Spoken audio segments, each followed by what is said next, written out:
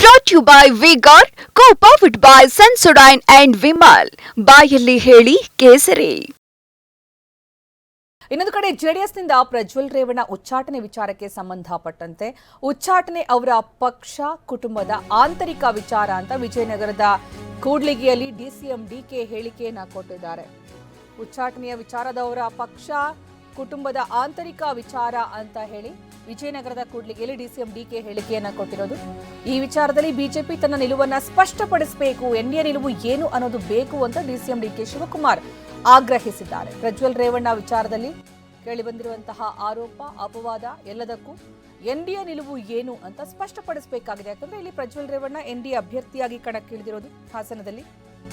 ಹಾಗಾಗಿ ಇದು ಜೆಡಿಎಸ್ ಒಂದೇ ಪ್ರಶ್ನೆ ಅಲ್ಲ, ಇಲ್ಲಿ ಬಿಜೆಪಿ ಪ್ರಶ್ನೆ ಕೂಡ ಬರುತ್ತೆ. ಎನ್ಡಿಎ ನಿಲುವು ಏನು ಅನ್ನೋದು ಬೇಕಾಗತ್ತೆ, ಅವರ ನಿರ್ಧಾರ ಏನು ಅನ್ನೋದು ಕೂಡ ಬೇಕು ಅಂತ ಡಿಕೆ ಶಿವಕುಮಾರ್ ವಿಜಯನಗರ ಜಿಲ್ಲೆಯ ಕೂಡ್ಲಿಗಿಯಲ್ಲಿ ಹೇಳಿದ್ದಾರೆ.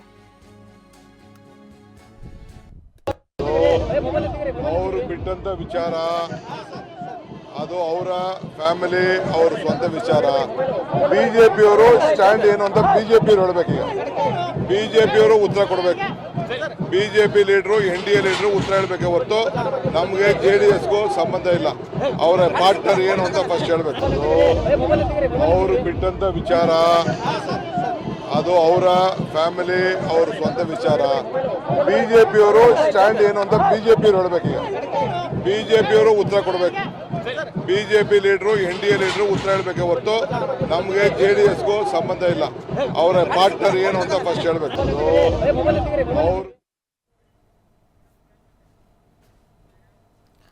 ಇನ್ನೊಂದು ಕಡೆ ಪ್ರಜ್ವಲ್ ಕೇಸ್ಗೂ ಬಿಜೆಪಿಗೂ ಸಂಬಂಧ ಇಲ್ಲ ಅಂತ ಡಿಸಿಎಂ ಡಿಕೆ ಶಿವಕುಮಾರ್ ಹೇಳಿಕೆಗೆ ಮಾಜಿ ಸಿಎಂ ಎಚ್ಡಿಕೆ ತಿರುಗೇಟು ಕೊಟ್ಟಿರೋದು. ಬಿಜೆಪಿಗೂ ಇದಕ್ಕೂ ಸಂಬಂಧ ಇಲ್ಲ, ಪ್ರಜ್ವಲ್ ರೇವಣ್ಣ ಪ್ರಕರಣಕ್ಕೂ ಬಿಜೆಪಿಗೂ ಯಾವುದೇ ಸಂಬಂಧ ಇಲ್ಲ, ಎನ್ಡಿಎ ನಿಲುವು ಏನು ಬಿಜೆಪಿ ನಿಲುವು ಏನು ಸ್ಪಷ್ಟಪಡಿಸಬೇಕು ಅನ್ನುವಂತಹ ಆಗ್ರಹವನ್ನೇನು ಮಾಡ್ತಾ ಇದ್ದಾರೆ ಡಿಸಿಎಂ ಡಿಕೆ ಶಿವಕುಮಾರ್. ಅದಕ್ಕೂ ಇದಕ್ಕೂ ಸಂಬಂಧ ಇಲ್ಲ, ಕುಮಾರಸ್ವಾಮಿಗೂ ಇದಕ್ಕೂ ಸಂಬಂಧವಿಲ್ಲ ಅಂತ ಕೂಡ ಮಾಜಿ ಸಿಎಂ ಎಚ್ಡಿ ಕುಮಾರಸ್ವಾಮಿ ಶಿವಮೊಗ್ಗದಲ್ಲಿ ಹೇಳಿದ್ದಾರೆ. ನಾನು ನಿನ್ನೆ ದಿನವೇ ಈ ವಿಷಯ ಮಾಧ್ಯಮದಲ್ಲಿ ಪ್ಲಸ್ ಇದನ್ನೇ ಒಂದು ದೊಡ್ಡ ಇಶ್ಯೂ ಮಾಡಲಿಕ್ಕೆ ಕಾಂಗ್ರೆಸ್ನವರೇನು ಎಲ್ಲ ರೀತಿಯ ಕುತಂತ್ರಗಳು ನಡೆಸ್ಕೊಂಡಿದ್ದಾರೆ. ಇದರ ಬಗ್ಗೆ ತೀರ್ಮಾನ ಮಾಡಾಗಿತ್ತು.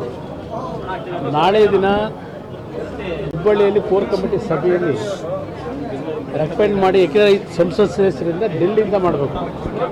ಆ ದೃಷ್ಟಿಯಿಂದ ದೇವೇಗೌಡರಿಗೆ ನಾನೇ ಮನವಿ ಮಾಡಿದ್ದೆ. ಅವರು ಸಹ ಅವರಿಗೆ ವಿಷಯಗಳು ಗೊತ್ತಿಲ್ಲ, ನನಗೂ ಗೊತ್ತಿರಲಿಲ್ಲ. ಕೆಲವು ವಿಷಯಗಳು ಏನು ಬಂದಿದೆ ಅದರ ಮೇಲೆ ನಾವು ಸಸ್ಪೆಂಡ್ ಮಾಡತಕ್ಕಂಥ ನಿರ್ಧಾರ ಮಾಡಿರ್ತಕ್ಕಂಥದ್ದು ನನ್ನದೇ ಆಗಿದೆ ತೀರ್ಮಾನ. Brought to you by Vigor, co-powered by Sensodyne and Vimal. ಬಾಯಲ್ಲಿ ಹೇಳಿ ಕೇಸರಿ.